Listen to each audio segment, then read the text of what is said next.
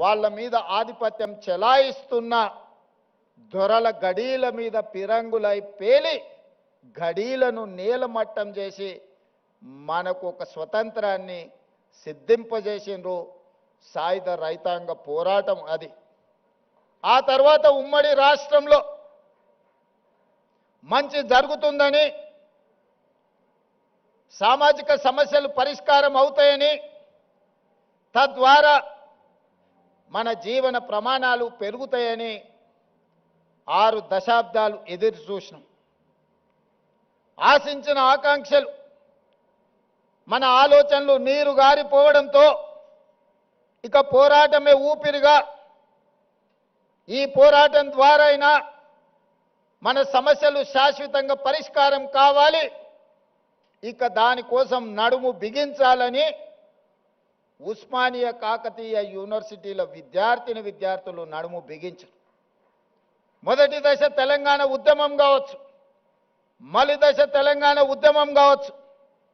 మొట్టమొదట దండకారణ్యంలో ఒక విప్లవం పుడితే రెండవసారి నల్గొండ లాంటి జిల్లాలలో, గ్రామాలలో భూమి కోసం, భుక్తి కోసం, విముక్తి కోసం పోరాటాలు పుట్టినాయి. మూడవసారి ఈ ప్రజల గుండె చప్పుడు తెలంగాణకు గుండెకాయ లాంటి ఉస్మానియా యూనివర్సిటీ వేదిక మీద నుంచి ఇక్కడి విద్యార్థులే పోరాటానికి నడుము బిగించి మొదటి దశ తెలంగాణ ఉద్యమాన్ని ముందుకు నడిపించారు.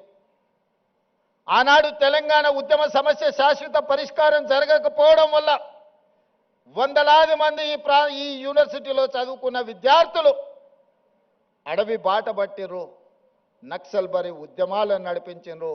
అందులో నుంచి పుట్టుకొచ్చిన వాళ్ళే గద్దరన్న లాంటి వాళ్ళు ఎంతోమంది ఈ సమాజానికి దిక్సూచులైన వాళ్ళే కాదు.